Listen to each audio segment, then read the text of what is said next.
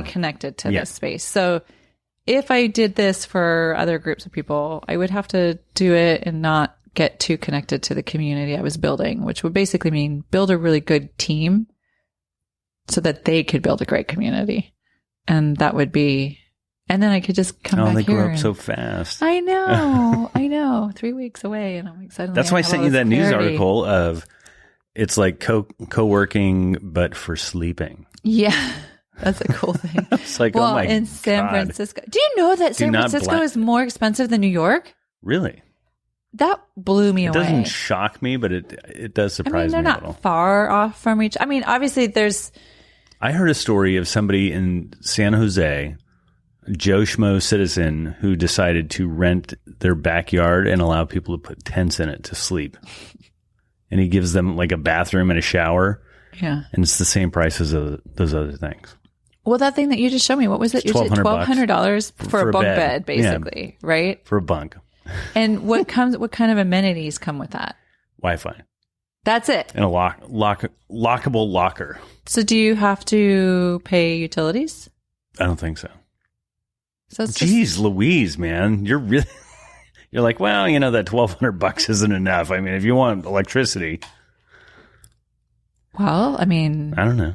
The interesting thing. So the article, basically, in summary, the article was about this place that basically put in dormitory style housing, I guess you would say, with like a common area, and that they were charging $1,200 a bed a month and zero privacy.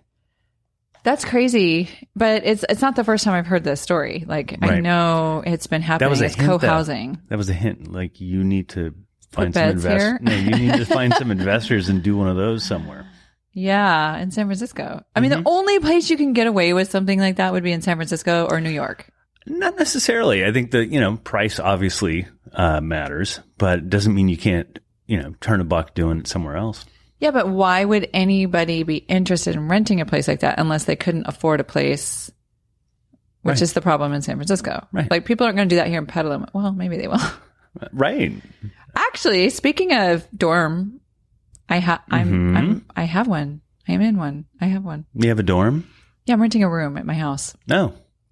To the sweetest man I have ever met in my life. He works for a friend of mine. Okay. So he's a referral. He's not. Is a referral. Yes. Like you weren't sandwich boarding it downtown. No.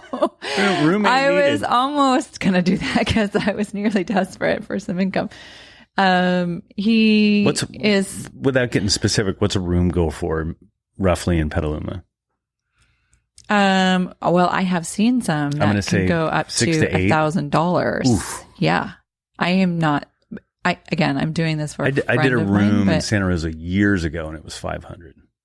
Yeah, that was a long time ago. You could potentially find like a room in maybe Katati for $500 or something like that. I don't know, but I looked around because as I was thinking about doing this, I saw many, many, many people offering just the room, and it was an ugly room for $1,000. And for me, I was like, I don't want somebody to feel like they're stuck in this little like 20 square foot room. Why? All the time. Because no, it's not. It's like living in a kennel. Yeah, but you don't want to be in the kitchen and like look over your shoulder and the guy's like staring at you. No, well, that's when you start. That's when you start getting smart about who you rent the room to. So this worked out great because I had a friend who had a worker. That's not the guy's name's not Alex, is it? No, he didn't come over from New York. From New York, he didn't come with me. I didn't put him in my suitcase. He probably would have fit in my suitcase. Oh, that's terrible. I know. Don't be a sizist. So I will say this is the best roommate. I've never had a roommate before in my life. Best ever. You know why? Okay, here's why. Why?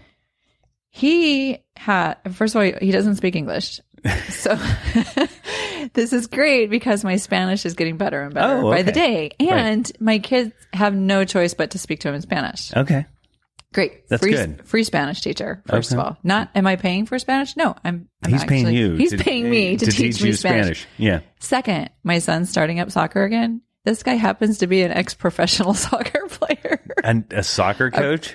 He was a professional player, and then he was a professional coach, and then he was a professional team manager. Fuck is with you and soccer coaches? A first division soccer team in Mexico. Thou shall not hook up with thine I'm not children's hooking up with him. teachers. This is the best part of the whole thing. Okay. No, it gets better. So now I have not So that'll never happen. No, it will never happen. Okay, I know that, like, don't. Okay. What do? Don't shit in your where you eat. Right. Something like that. So that's not even remotely a possibility. I'm not judging. Well, you can judge all you want. I'm not interested in that. Like, I know you don't believe I can draw a line, but I definitely can. Professional soccer player is like it's like a fastball right over the plate for you. I said X though, so he's older. You know me. I like younger men. Oh, so this guy's older than me. He's like older than 25. Yes. So he's way out of your zone. He's older than me. Oh, yeah. Okay. Yeah, okay. So see? Say no more. Okay. So soccer coach, Spanish teacher. Older. My age. And he cleans like a machine. What? He's awesome. He was cleaning the floors the second day I was here. And then he was like, I want to go wash your car for you. I'm like, you what? I'm like, you don't have to wash my car. Cause he's bored is what it is. Yeah, like, he's a friendly guy. He does. So he's working in the soccer industry here, but he's only working in the afternoons and evenings, right? So he's bored stiff and so he'll go for a run or he'll go do his workout in the morning. I go to work and then he's like trying to kill time all day. So he's cleaning my house. The house cleaner, soccer coach, Spanish teacher. Let me guess, he can cook too. He can. He totally oh my God. can cook too, and he loves it. He loves to cook. The kindest, gentleman I've ever met. Very, very kind. So he's not very from New respectful. York. He's not from New York. So he's a walk you to the subway kind of guy. Amazing. Yes. You know what it is? What is it? He's the best husband ever because I don't have to have sex with him. I don't have to call him to tell him what time I'm coming home. I don't even have to come home if I don't want to. Right. That's the best. And he gives you money. And he pays me for it all. That's the best relationship I've ever had in my life. That's awesome. Ever. I'm so excited. I can't stand it. So that's happened. Okay. How long has that been? A week. Oh. He moved in a week ago. Okay, you might be overshooting it's a little early. But hey, for a week, right? It's been great. The best week ever. Best week ever. Yes. Okay. He doesn't have any weird, like, dead lizard collection or...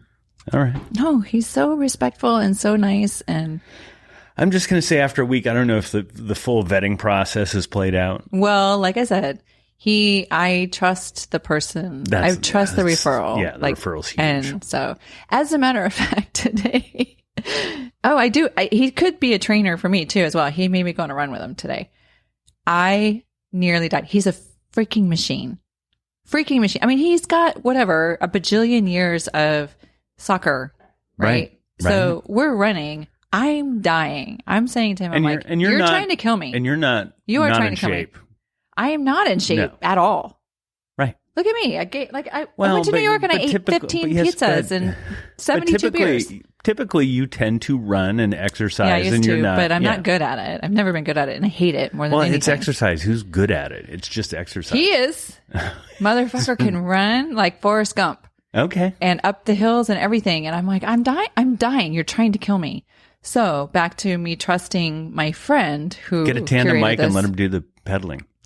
Yeah, right. We're running and I made a joke. I texted my friend and I was like, your friend is trying to fucking kill me. And my friend calls me on the phone right away. He's like, what's the matter? What's the matter? I'm like, what do you mean what's the matter? I'm running and I'm dying. He's like, oh, fuck you. He's like, he goes, I really thought you were like. I didn't know the running part.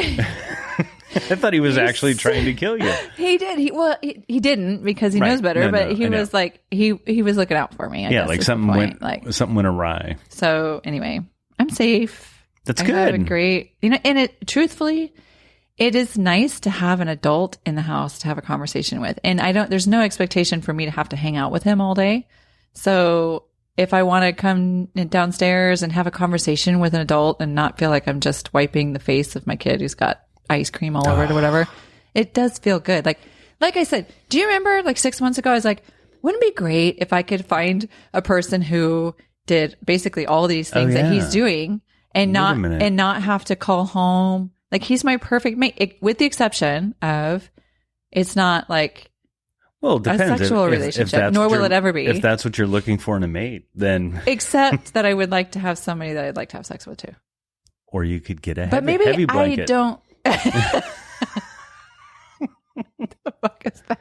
The heavy blanket. What? You don't know about the heavy blanket? I mean, I do, but what does that have to do with sex? Well, no, that could just be your person. Oh. No, I want to have sex with it. I don't want to just be shrouded by it. Cut a hole in it. I don't know. That's the component that's missing. Okay. And I don't want that component from him. Don't get me wrong. Right. But that would be like, if I were to check off 10 out of 10 boxes as opposed to 9 out of 10, the 10th box would be somebody that I enjoy having sex with. But it's like you don't have the mega number. What's that? That's like the California lottery. You know, like you have, like you can get all the numbers, but if you don't get the mega number, you don't win. Okay. So that's what's happened. I don't have the mega number. He's checking all the boxes except for the mega number. The mega number box. Right. Okay. Which, I mean, is kind of an important box to check. Right. In terms of having a life partner. Right. Or even a 6-month partner. Whatever.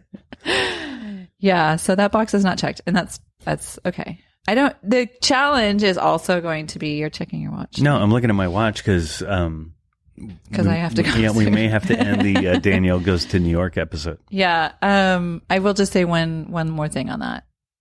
When you going to New York or ending the episode or the roommate? The roommate.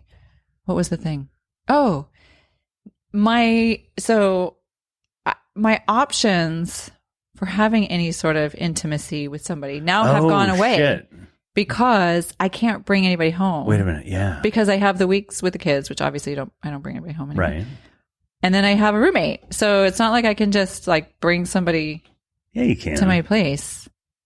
Can't you? I don't know. I don't think so. No, you're going to just have to figure that one out. Yeah. I'm going to say the universe has kind of got my back right now and is like, you know what, Danielle, you could potentially just take a break from all that for a little bit. Mm. Or you could say, dude, go for a run. That I could do that too, but he runs so fast to be back quickly. He comes back quickly. So, yeah. That's something to figure out. But honestly, figure itself out. Obviously, I screw everything up when that happens. Like when I have sex with people anyway, I don't know how to manage that clearly.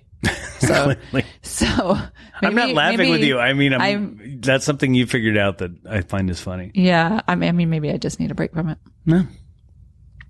There's a place called Good Vibrations in San Francisco. There is? Mm-hmm. Is it a Beach Boy bar? Mm-hmm. On that note, yes. Let's wrap it up. Well, thank you for talking New York. Oh, it was so much fun. You got to get Heather in here next week. I know. I'm going to try. Or the week after. Yeah. Or something. Every other week. We have to get on a schedule. Figure out what this... No, we could do it weekly again now that I'm back if you're up for it. But. Yeah. All right. Talk to you next time. Bye.